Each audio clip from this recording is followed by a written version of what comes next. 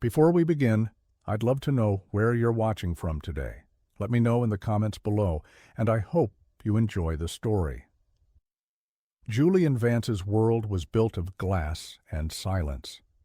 From his penthouse office on the 72nd floor, the city sprawled below like a circuit board, a complex and distant map of lives he never had to touch. The glass walls of his office, his home, his life, were soundproofed against the messiness of the world. Inside there was only the hushed hum of climate control, the soft click of his Italian leather shoes on polished marble, and the most profound silence of all, his son. Leo was 6 years old. He had Julian's eyes, deep and thoughtful, and a stillness that was unnerving in a child. He hadn't spoken a word in 3 years, not since the day his mother Alana had closed her eyes in a sterile hospital room and never opened them again. The doctors had called it selective mutism, a fortress of silence built brick by brick from a grief too large for a small boy to carry. Julian had poured his fortune into finding a key to that fortress. He'd hired the best therapists, specialists, and child psychologists on 3 continents. They came with their gentle voices and their colorful toys, and they left with his money, their faces etched with the same professional pity. The silence remained. Julian's life was a meticulously managed schedule of board meetings, market analyses, and hollow philanthropic gestures. His heart, he knew, had been cauterized by loss and ambition. He provided for Leo with a fierce, dutiful precision. The boy had the finest clothes, the most nutritious, chef-prepared meals, the safest environment a father's empire could build. But Julian could not give him a voice. And in the quiet moments when he looked at his son tracing patterns on the condensation of a floor-to-ceiling window, a chasm of failure would open up inside him, vast and cold as the view. One Tuesday, his routine was disrupted. A charity project, a community center he was funding in a part of the city he usually only flew over, required his personal sign-off on a new wing. It was a tedious obligation, a photo op for the Vance Corporation's annual report. He took Leo with him, not out of a desire for father-son bonding, but because the boy's nanny had called in sick. It was a logistical problem, and this was the simplest solution. He stood on the cracked pavement, his tailored suit and armor of gray against the neighborhood's vibrant, chaotic colors. Leo stood beside him, a small, silent effigy in a cashmere peacoat, holding his father's hand with a loose, indifferent grip. While the project manager droned on, Julian's gaze drifted to the adjacent park.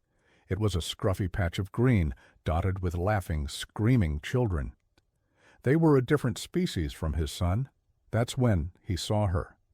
A little girl, perhaps a year or 2 older than Leo, with bright, curious eyes and braids that seemed to defy gravity. She was wearing a faded pink jacket, the cuffs frayed, and was trying to coax a squirrel down from a tree with a piece of a crust she'd saved from her lunch. She noticed Leo first. She tilted her head, her expression one of intense concentration, as if she were trying to solve a puzzle. Then her eyes met Julian's. There was no awe in her gaze, no recognition of the billionaire whose face was occasionally plastered on business magazines. She just saw a man with a sad, quiet boy. She abandoned the squirrel and walked right up to them, her worn sneakers scuffing on the concrete. She stopped a few feet away, her eyes fixed on Leo. "He doesn't talk, does he?" she said. It wasn't a question born of cruelty, but of simple observation. Julian's jaw tightened. He felt a familiar surge of defensiveness. "That is none of your concern," he said, his voice colder than he intended. The girl didn't flinch. She looked from Leo to Julian, a strange, calculating look on her face. "My mom says some people keep their words inside because they're afraid they'll get lost if they let them out."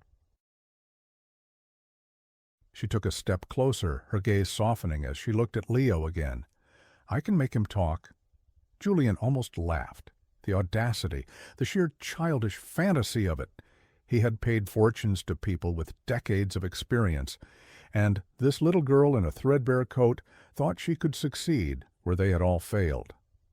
"I appreciate the thought," he said, the dismissal sharp in his tone, "but we have to go." He began to turn, but the girl's voice, clear and determined, stopped him. "If I make your son talk," she said, her expression deadly serious, "will you give me your leftovers? My mom's working a double shift tonight, and the soup she made has to last 2 days. But if we had leftovers, we could eat good tonight." The request was so absurd, so entirely out of the realm of his existence, that this time a short, sharp laugh did escape Julian's lips. It was a dry, unused sound. Leftovers. He hadn't thought about the concept of leftovers in 20 years. His chef prepared fresh meals 3 times a day. Anything uneaten was disposed of by the staff. The word itself felt alien, belonging to a life of scarcity he could barely imagine. He looked down at this child offering an impossible miracle in exchange for what his household considered garbage.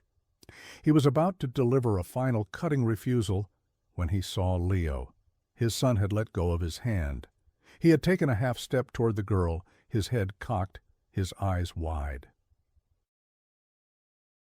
It was the most engaged, the most present he had seen his son look in years. A flicker of something wild and desperate ignited in the barren landscape of Julian's heart. Hope. It was a dangerous, foolish feeling. But what did he have to lose? A few moments of his time? A little bit of his pride? He had already lost so much more. He crouched down slightly, leveling his gaze with the girl's. "What's your name?" "Maya," she said. "And I'm Julian. This is my son, Leo."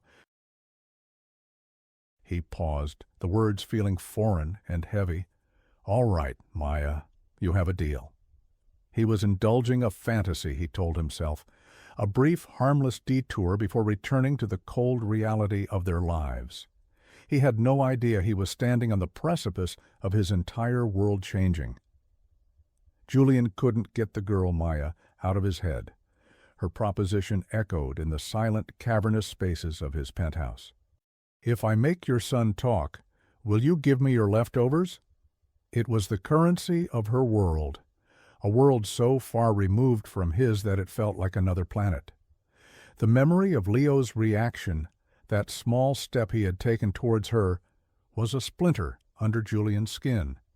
It was more than any high-paid therapist had ever elicited. The next morning he sat in his office, the city humming silently beyond the glass. He buzzed his executive assistant, Arthur. Arthur had been with him for 15 years, a man of unflappable discretion and quiet efficiency. "Arthur," Julian said, his voice flat, "I need you to find someone for me. A little girl named Maya.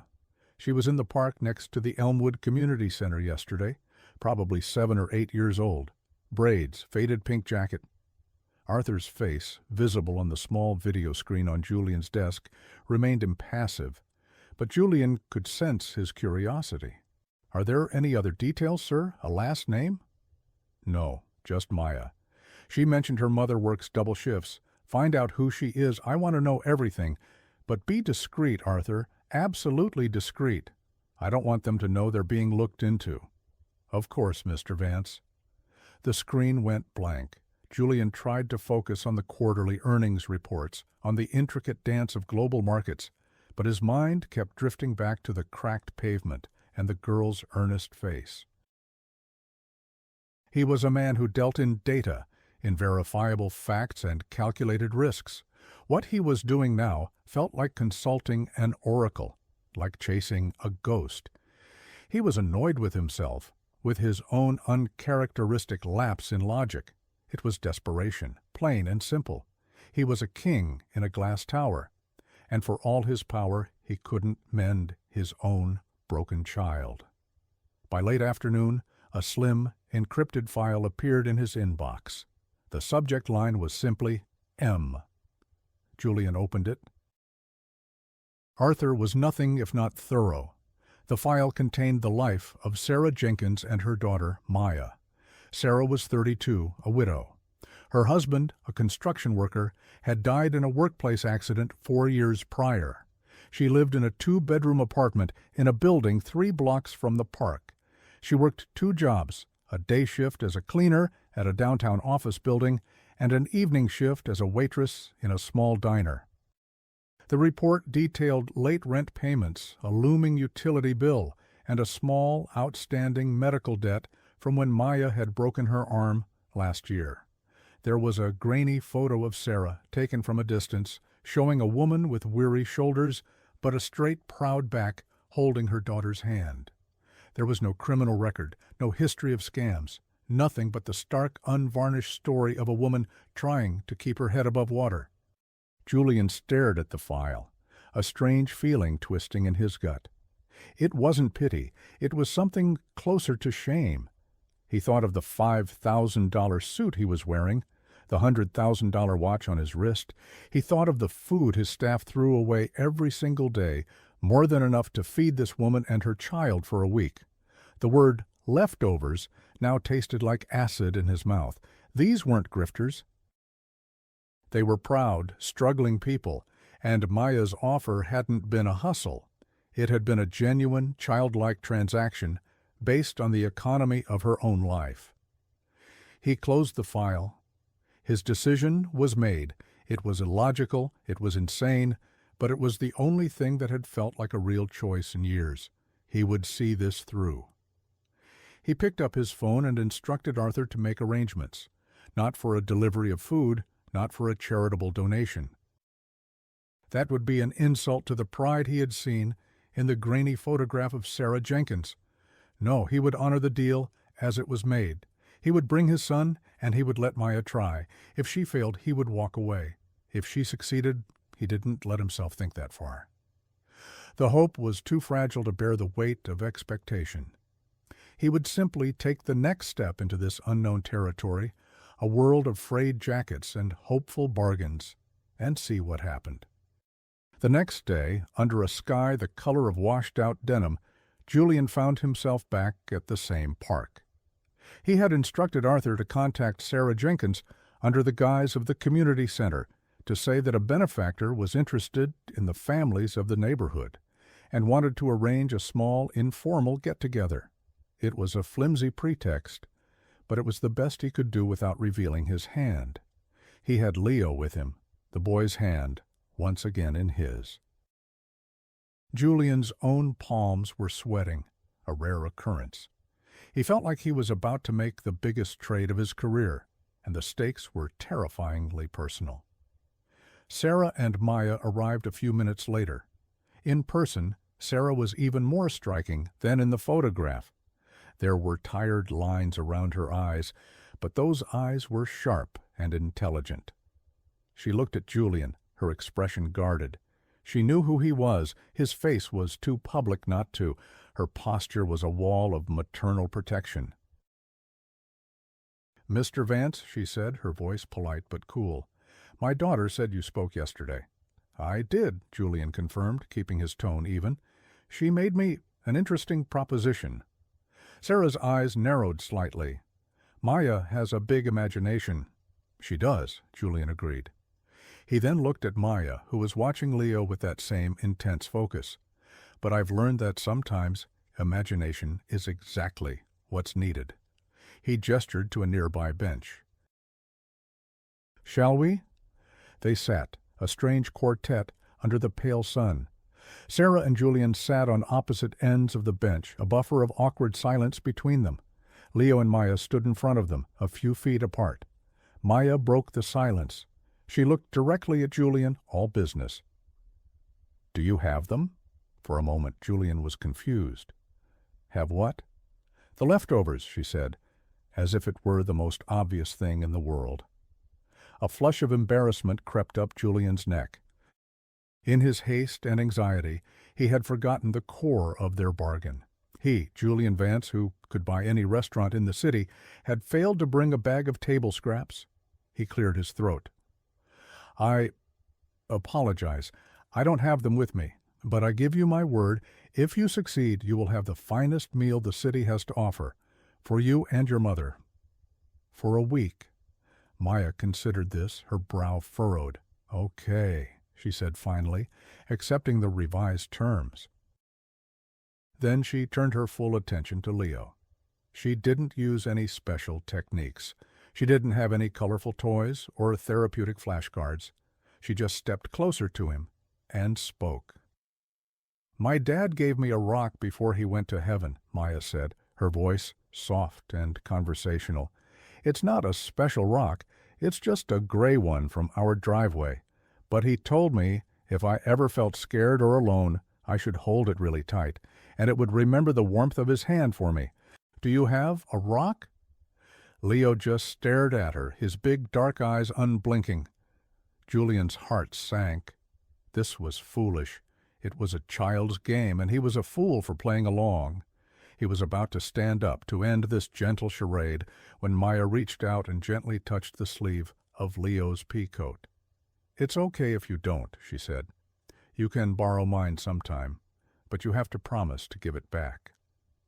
Leo's gaze flickered from her face to her hand on his sleeve, and then back to her face. His lips, which Julian hadn't seen form a word in 3 years, parted slightly. A small, almost inaudible puff of air escaped. Julian held his breath. Sarah leaned forward, her caution momentarily forgotten. Maya smiled, a gentle, encouraging smile. My name is Maya. What's yours? The world seemed to stop. The distant city traffic, the rustle of the leaves, the very beat of Julian's heart. It all went silent, waiting. Leo looked at Maya, and for the first time a flicker of light, of recognition seemed to pass between them. He took a small, shaky breath, and then a sound. It was raspy, unused, fragile as a bird's egg. But it was a word. Leo. The world fractured. For a moment, Julian Vance, the master of a global empire, the man who could move markets with a single word, forgot how to breathe. The sound of his son's voice, a name he had only read on medical reports and whispered into the darkness of a silent bedroom for 3 years, was a physical shock, like a lightning strike to his soul. It was thin, frayed at the edges from disuse, but it was real. It was a word Leo had spoken. Sarah gasped beside him, her hand flying to her mouth. Her wary eyes were wide with disbelief, fixed on the 2 children standing before them as if they were witnessing a genuine miracle. And perhaps they were. Julian couldn't move. He felt rooted to the bench, his entire consciousness narrowed to that single, impossible moment. He saw Maya's face break into a brilliant grin. She hadn't performed a trick. She had offered a connection. She hadn't demanded speech. She had invited it. She had offered him a piece of her own story, a simple gray rock, and in doing so had given Leo a bridge back to the world of words. Leo himself looked startled, as if the sound of his own voice was a surprise. He looked at Maya, a question in his eyes. Maya just nodded. Leo, she repeated warmly, it's nice to meet you. Slowly, as if waking from a long dream, Julian stood up. His legs felt unsteady. He walked over to his son and knelt on the hard ground, ignoring the dirt on his expensive trousers. He looked into Leo's eyes, searching for a sign, for confirmation that this wasn't some auditory hallucination born of desperate hope. Leo, Julian whispered, his own voice thick with an emotion he couldn't name. Leo looked from Maya to his father, his brow furrowed in concentration. He opened his mouth again. You, Dad? It shattered the last of Julian's composure. A wave of something hot and overwhelming washed over him, breaking through the dam of grief and control he had spent years constructing. He didn't realize he was crying until he felt a tear track down his cheek. He pulled his son into his arms, holding him with a fierce, trembling desperation he hadn't felt since Alana was alive. He buried his face in Leo's soft hair, breathing in the scent of his child, a child he felt he was truly meeting for the first time. When he finally looked up, his eyes met Sarah's. The suspicion in her gaze had been replaced by a dawning, awestruck wonder. He got to his feet, still holding Leo's hand as if it were a lifeline. I don't know what to say," Julian stammered, the articulate CEO suddenly rendered speechless. He turned to Sarah. "Your daughter, she's—" He couldn't find the words. Extraordinary? A miracle worker? It all sounded inadequate. Sarah found her voice first. "She's just Maya," she said, a tremor of pride and shock in her tone. "She has a good heart." Julian knew in that moment that a simple payment, no matter how generous, would be an insult. This wasn't a transaction that could be settled with money. This was something else entirely. "I owe you more than a meal," he said to Sarah, his voice raw. "I owe you everything."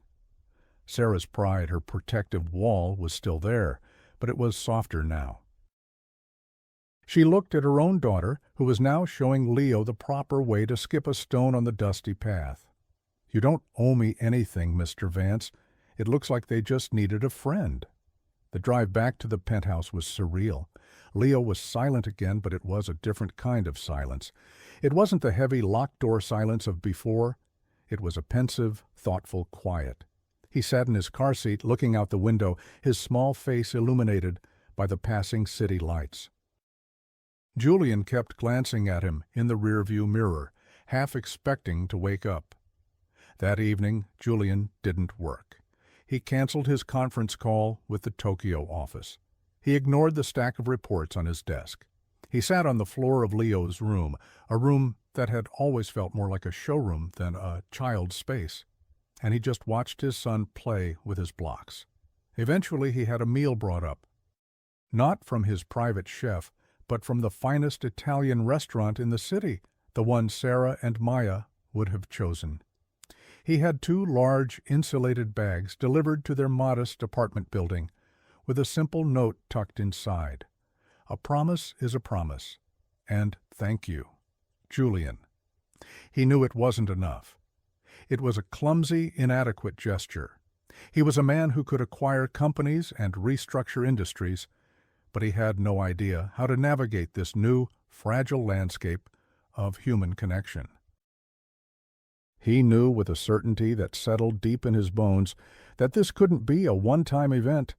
He couldn't let Maya and her impossible, miraculous gifts slip out of their lives. He needed her. More importantly, Leo needed her. And for the first time, Julian Vance had no idea what to do next. He had to build a bridge to their world, and he had to do it without the tools of money and power he had always relied on. He would have to learn a new language, the language of trust and humility that a little girl in a faded pink coat had just taught him. Julian's life, once a predictable linear progression of acquisitions and board meetings, now had a wild, uncharted variable, the Jenkins family. His first instinct, the one honed by years of corporate strategy, was to solve their problems with money. He could pay off Sarah's debts, move them into a better apartment, set up a trust for Maya's education. He could insulate them from the harsh realities of their life with a single phone call. He made the offer the following week during another arranged play date at the park. He presented it carefully, framing it as an expression of his immense gratitude. Sarah listened patiently, her arms crossed, her expression unreadable. When he was finished, she shook her head. "Mr. Vance," she said, her voice firm but not unkind, "I appreciate the sentiment. I truly do. But we are not a problem for you to solve. We are not a charity case." Julian was taken aback. "That wasn't my intention, and I know," she cut him off gently. "But my husband worked hard his whole life. He taught me that there's dignity in earning your own way. I want to teach my daughter the same thing. I will not have her think that the answer to life's problems is a rich man's checkbook." Her refusal, her quiet pride, was both frustrating and deeply admirable. It was a currency he wasn't used to, one his wealth couldn't touch. He was humbled, forced to recalibrate. "Then what?" he asked, genuinely at a loss. "How can I thank you?" "You already are," Sarah said, nodding towards the children. Maya was patiently showing Leo how to tie his shoes, her small fingers guiding his. Leo was concentrating, his tongue sticking out slightly. He wasn't speaking, but he was listening, absorbing. He was present. Let them be friends, that's all. So, that's what he did. He began to carve out time. An hour on Tuesday, 2 on Thursday, a whole afternoon on Saturday. He called them playdates, but they were more than that. They were lifelines. He would pick up Leo from his sterile, silent penthouse and drive to their side of the city, crossing a tangible boundary into a world of vibrant, lived-in reality. He began to observe. He saw the way Sarah's face lit up when Maya showed her a drawing from school. He saw the easy affection between them, a warmth that his own home lacked entirely. He listened as Maya chattered on about her day, about the mean kid in her class, the stray cat she'd named Patches, the plot of her favorite cartoon.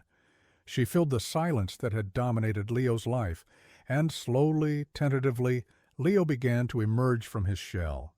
It started with single words. Yes. No. Ball. Then short phrases. My turn. Look, Dad. Each one was a victory, a jewel that Julian would treasure in his memory. He learned that Leo's silence wasn't empty.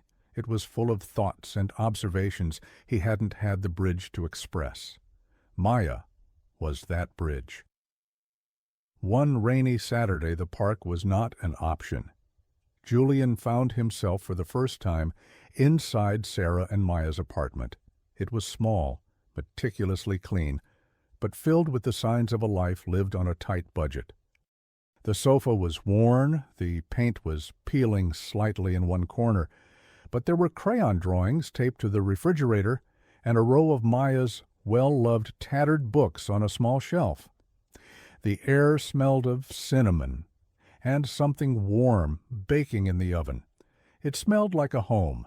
It was a stark, visceral contrast to his own penthouse, with its museum-quality art, its monochromatic color scheme, and its crushing silence. His home was a testament to wealth. Hers was a testament to love. The children were playing on the floor with a set of mismatched building blocks. Julian and Sarah sat at the small kitchen table, a cup of coffee between them. The awkwardness that had first defined their interactions was beginning to fade, replaced by fragile, tentative familiarity. "He's happier," Julian said, his voice quiet. He was watching Leo laugh, a real bubbling laugh, as Maya made a silly face. The sound was so precious, so rare, that it made Julian's chest ache. "Children need other children," Sarah said simply, watching them too. "They speak a language we forget." "I think I forgot how to speak any language other than business," Julian admitted. It was a confession, a moment of vulnerability he wouldn't have allowed himself weeks ago. Sarah looked at him, her gaze direct. "Maybe you're learning a new one now." In that small, warm kitchen, surrounded by the scent of home and the sound of his son's laughter, Julian felt the thick glacial ice around his heart begin to thaw. He was doing more than just helping his son. He was reconnecting with a part of himself he thought had died with Alana. He was learning to be present, to listen, to exist outside of a spreadsheet or a stock ticker. The attachment he was forming wasn't just to the miracle Maya had performed, but to her fierce and gentle spirit, and to her proud, resilient mother who was teaching him the value of things money could not buy. The turning point came on a sweltering afternoon in July. Julian, in a move that would have been unthinkable 3 months prior, had taken the day off. No meetings, no calls. He had taken Leo, Sarah, and Maya to a sprawling, upscale department store. His intention was simple: to buy Leo some new summer clothes and, under the guise of the outing, to get Maya a few things as well, something Sarah might accept if it wasn't presented as charity. The store was a cavern of cool, conditioned air and gleaming surfaces. It was Julian's natural habitat, but he saw it now through different eyes. He saw the way Maya's eyes went wide at the sheer scale of the toy department and the way Sarah subtly steered her away. A quiet lesson in wants versus needs. They were in the children's section when it happened. Julian was looking at a rack of shirts, and Sarah was a few feet away, examining a pair of jeans. For a brief moment, no one had a direct eye on the boys. Maya had engaged Leo in a game of hide-and-seek among the circular racks of clothing. It was innocent, a game played 1,000 times a day by children everywhere. But then, Maya popped out from behind a rack of dresses. "Ready or not, here I come," she called out. But there was no answer. Leo was gone. Panic, cold, and absolute seized Julian. "Leo?" he called, his voice sharp. He scanned the immediate area. Nothing. He strode down the aisle. "Leo!" Sarah was at his side instantly, her face pale. "He was just here." They fanned out, their calls growing more urgent. Store employees began to notice, their polite smiles turning to concerned frowns. The world seemed to slow down and tilt on its axis. All Julian could hear was the frantic pounding of his own heart. The old terror, the one that lived in the shadow of loss, came roaring back. He had gotten his son back, only to lose him again in a sea of consumerism. A floor manager spoke into his radio, and suddenly there were calm, professional voices announcing a code atom, the protocol for a lost child. The exits were being monitored. Julian felt a primal fear he hadn't experienced since Alana's final days. He was helpless. His power, his influence, it was all meaningless. He was just a father who had lost his son. It was Maya who found him. She hadn't run around frantically like the adults. She had stood very still, her head cocked, and listened. Then she walked calmly, purposefully, to a small enclosed display area near the escalators, a mock-up of a child's bedroom. Leo was huddled behind the display bed, his knees pulled up to his chest, his face buried in his arms. He was completely silent, having retreated back into the fortress he knew so well. A security guard and Julian reached him at the same time. The guard, a large, gentle-looking man, knelt. "Hey there, little guy. You gave us all a scare. What's your name?" Leo didn't move. He didn't make a sound. "Son, can you tell me your name?" the guard asked again, his voice soft. Julian felt a cold dread creep over him. "Leo," he said, his voice cracking. "Leo, it's Dad. It's okay. You're safe." But Leo wouldn't look up. The noise, the strange faces, the panic, it had all been too much. The door to his world had slammed shut. Then Maya pushed past the adults. She knelt beside Leo, ignoring everyone else. She didn't try to make him talk. She just put her small hand on his shoulder. "I was scared too," she whispered, her voice for his ears only. "It's a big store. It's easy to get lost. But I found you." Leo stirred. He slowly, hesitantly, lifted his head. His face was streaked with silent tears. He looked at Maya, his eyes filled with a terror that ripped Julian's heart in two. "I was scared," Leo whispered, his voice trembling. The words were for her. "I know," Maya said, and she simply held his hand. Watching them, Julian felt a profound, overwhelming wave of emotion. It wasn't just gratitude anymore. It was a fierce, bone-deep protectiveness. In that moment, he understood that his son's well-being was inextricably linked to this little girl. His affection, his sense of responsibility, solidified into something far stronger, something that felt terrifyingly and wonderfully like love. He wasn't just Leo's father anymore. He was becoming a guardian to this fragile, beautiful connection that had saved them both. This bond was no longer just a curiosity or a project. It was the new center of his universe.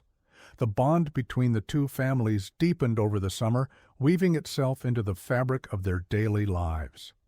Julian's schedule, once a rigid testament to corporate efficiency, became fluid, making room for trips to the zoo, impromptu pizza nights at Sarah's apartment, and quiet afternoons where he would simply watch the children play. The silence in his penthouse was replaced by the sound of Leo's steadily growing vocabulary and Maya's infectious laughter. His house began to look like a home, with a stray light-up dinosaur under the sofa and a colorful finger-painted monstrosity proudly displayed on the minimalist steel refrigerator. He was changing. His board members noticed it. He was still sharp, still decisive, but a certain ruthless edge had softened. He was less interested in hostile takeovers and more invested in the company's charitable foundation. He was leaving the office at 5 instead of 9. Rumors began to circulate in the rarefied air of the city's financial elite. Julian Vance, the titan of industry, was going soft. It was this change that drew the attention of Victoria Carrington. Victoria was a figure from his old life, a life that felt increasingly distant.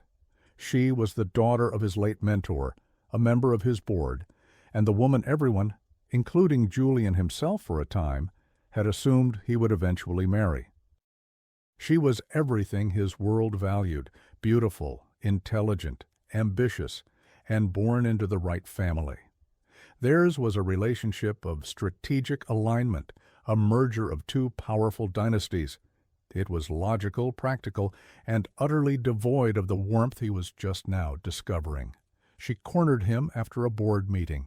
"Julian, darling," she began, her voice a low melodious purr that always set his teeth on edge, "you've been distracted lately. Canceling on the fundraiser committee, leaving meetings early, people are talking." "Let them talk," Julian said, his tone dismissive, as he packed his briefcase. "I'm worried about you," she continued, stepping in front of him, blocking his path. Her perfume, a scent he once found sophisticated, now seemed cloying and artificial. "Ever since Alana, you've built these walls. Now it seems you're building a new life, but no one knows a thing about it. An anonymous source told me you're spending an inordinate amount of time with some woman and her child." The words "anonymous source" meant she had hired a private investigator. The casual disdain in her voice as she said "some woman" made Julian's jaw clench. "My personal life is not a subject for board review, Victoria," he said, his voice dropping to a dangerously quiet level. "It is when it affects the company's image," she countered, her polished veneer cracking for a moment. "Julian, you're the face of Vance Corporation. You can't be seen running around the slums with a charity case. It makes you look weak, unstable." The venom in her words was startling. She saw Sarah and Maya not as people, but as liabilities. They were a stain on the perfect, powerful image she had curated for him, for them. They were a threat to her own ambitions, to her presumed place at his side. "That is enough," Julian said, his voice like ice. He tried to step around her, but she put a hand on his arm. "I'm hosting the annual Children's Foundation Gala next month," she said, her tone shifting back to smooth persuasion. "It's the biggest event of the season. I want you there, by my side, and I want you to announce a new wing for the pediatric hospital. Re-establish your commitment to what matters. Show them the Julian Vance they know and respect, not this new version." It was a command disguised as a request. It was a move to pull him back into her orbit, to reassert the values of their world over the one he was just beginning to build. He saw it for what it was, a declaration of war. Victoria perceived Maya and Sarah as an infestation in her carefully planned garden, and she was preparing to root them out. The battle for Julian's soul had begun, and the opening salvo would be fired at a society gala. Victoria's attack was more insidious than Julian could have imagined.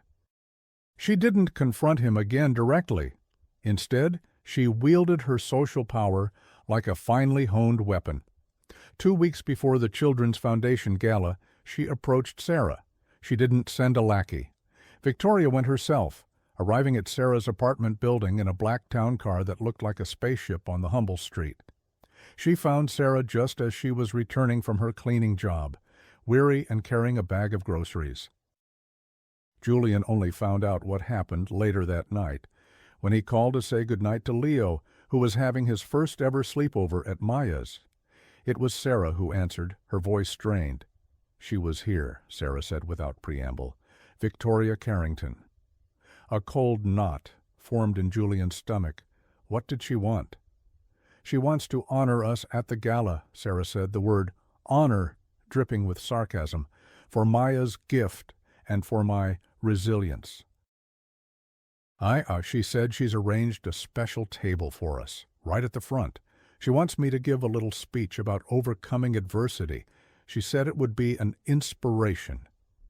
Julian's blood ran cold. He saw the trap instantly. It was a masterpiece of passive-aggressive cruelty.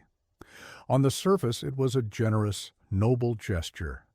But Victoria's intent was clear: to put Sarah and Maya on display like curiosities in a museum. To parade their poverty in a room full of millionaires, to make them feel small and out of place, to highlight the chasm between their world and his. She wanted to humiliate Sarah under the guise of celebrating her, to prove to Julian that these two worlds could never truly merge. "You don't have to go, Sarah," Julian said immediately. "You don't have to do anything she says." There was a long pause on the other end of the line. "And let her think she scared me off," Sarah finally said, a spark of her fierce pride flaring. "Let her think I'm ashamed of who I am and where I come from? No, I won't give her the satisfaction. We'll be there." The night of the gala arrived under a sky bruised with dark, rolling clouds. A storm was brewing, a perfect mirror for the tempest in Julian's soul. He stood in front of the mirror in his penthouse, adjusting his black tie. The tuxedo felt like a costume from another life. He had argued with Sarah for days, pleading with her not to go, but her pride was a force of nature. So he had changed tactics. He would protect them. He would stand by their side and dare anyone, Victoria included, to cast a single condescending glance their way. He picked them up himself. Sarah was wearing a simple, elegant, dark blue dress. It was clearly not a designer gown, but she wore it with an innate grace that outshone any label. Maya had on a new white dress he had bought her, and she looked like a small, nervous angel. Leo, also in a tiny tuxedo, held tightly to Maya's hand, his eyes wide as he took in the city lights. The ballroom was a glittering, opulent fantasy of crystal chandeliers and rivers of champagne. The moment they entered, Julian felt the shift. The polite murmur of conversation dipped. Hundreds of pairs of eyes turned towards them, a collective wave of curiosity and judgment. He felt Sarah stiffen beside him, her back ramrod straight. He put a protective hand on the small of her back. Victoria, looking radiant in a shimmering silver gown, swept towards them. "Sarah, Maya, you came, and little Leo too? How wonderful!" she exclaimed, her voice loud enough for everyone nearby to hear. "I've saved you the best table in the house. You're my guests of honor." She led them to a table directly in front of the main stage, a gilded cage for all to see. The evening was a blur of veiled insults and condescending questions disguised as compliments. "However do you manage, my dear?" one woman asked Sarah. "It must be so difficult." Another patted Maya's head and commented on how clean she was. Julian's anger simmered, a low burn beneath his calm exterior. He saw the trap closing around them. Sarah was maintaining a stoic, dignified silence, but he could see the hurt in her eyes.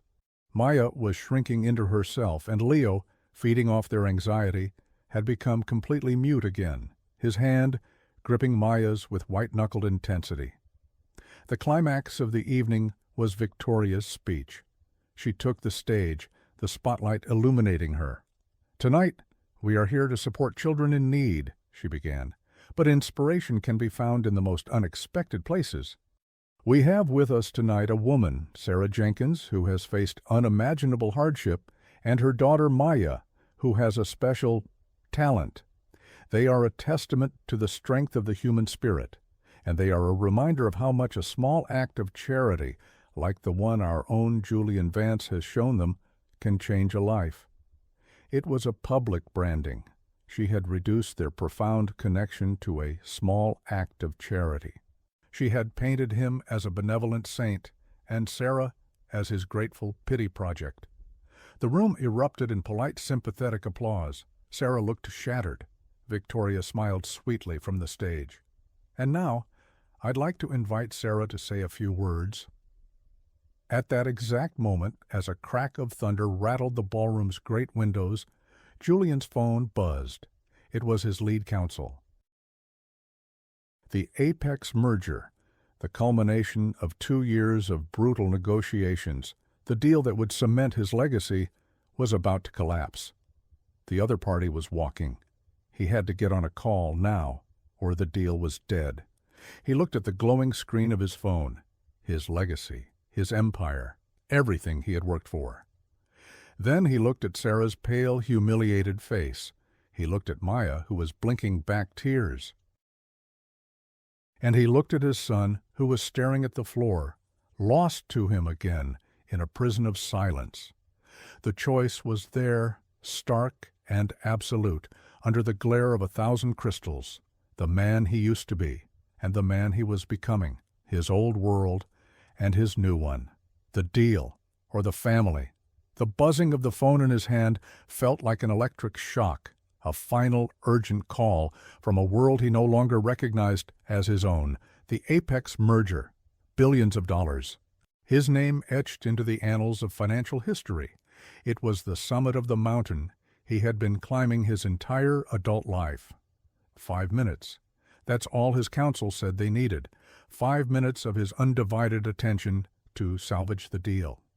He looked at the phone, then at the stage where Sarah stood frozen, a deer in the headlights of society's cruel glare.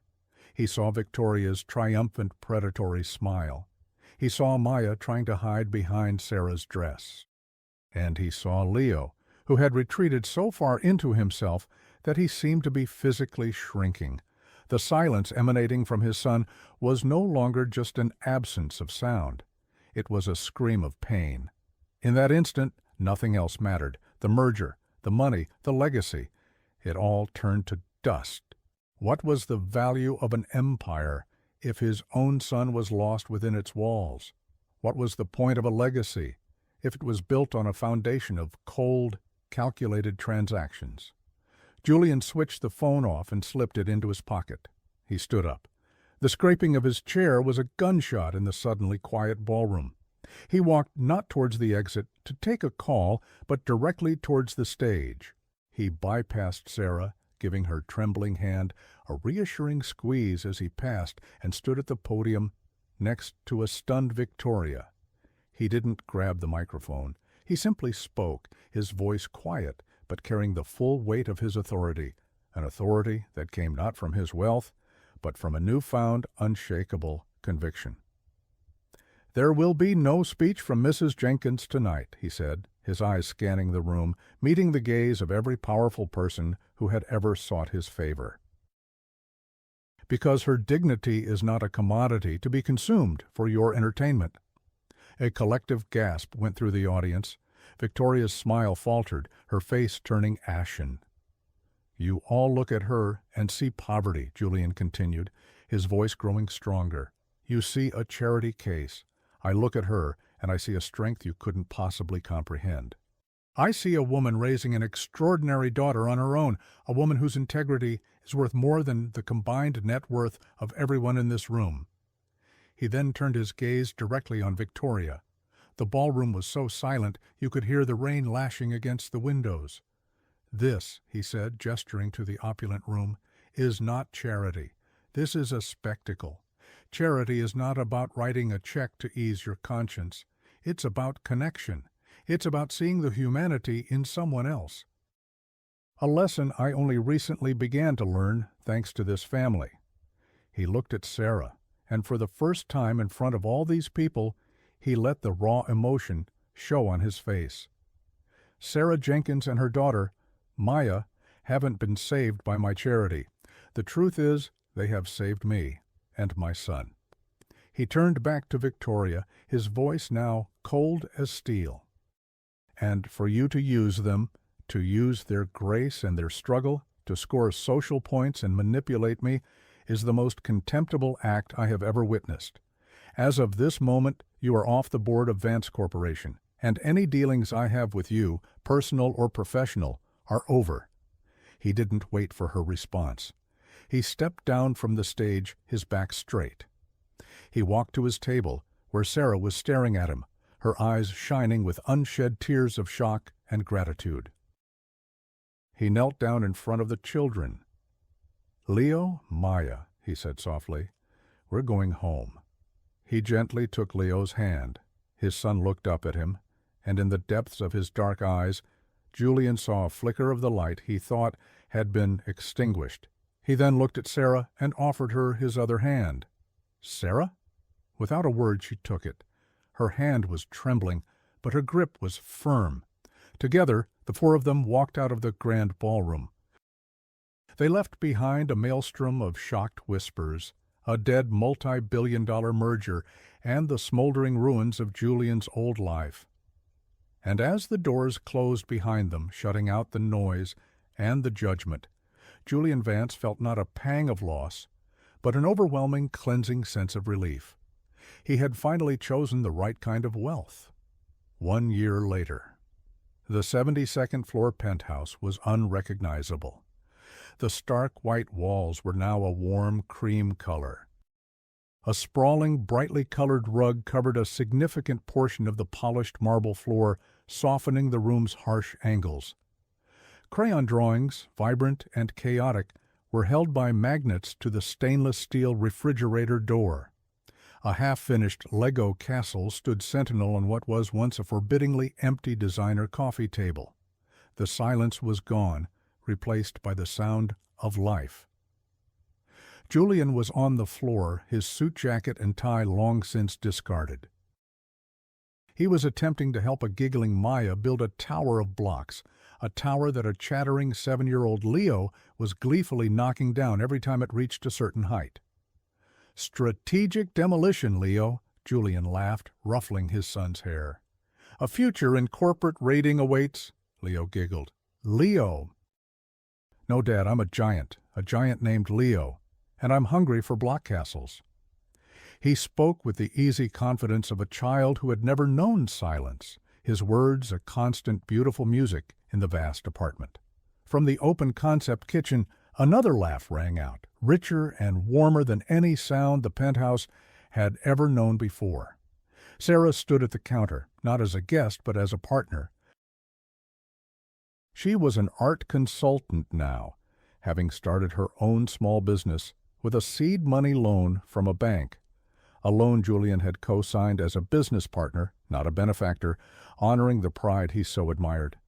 "If you two don't get that castle built soon, the giant is going to be hungry for dinner instead," she called out. Julian looked up at her, a smile playing on his lips. His company had taken a hit after he walked away from the Apex merger and purged Victoria and her cronies from the board. But then he had rebuilt it, leaner, more ethical, and ultimately more successful than ever.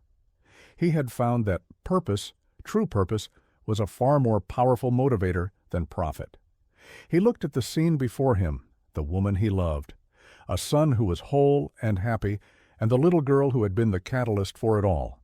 Maya, the girl who had offered a miracle in exchange for leftovers, now had a whole family. They all did.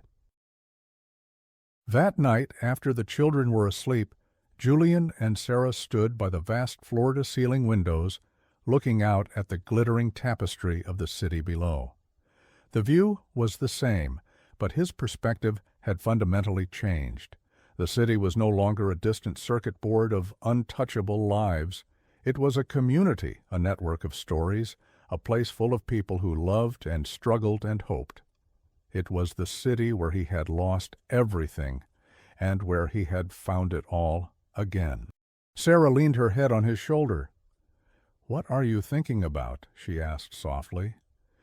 "I was just thinking about a little girl in a park," he said, his voice thick with emotion. "And how she made a deal with a sad man with a quiet boy." Sarah smiled. "She got more than leftovers, didn't she?" "We all did," Julian whispered, wrapping his arm around her. He was no longer isolated in his glass tower. He was home. The silence had been filled not just with words but with laughter, with arguments over bedtime, with the comforting, messy, beautiful noise of a family. He had been a king of a cold and empty kingdom. Now he was simply a man, a father, a partner, and he had never felt so rich.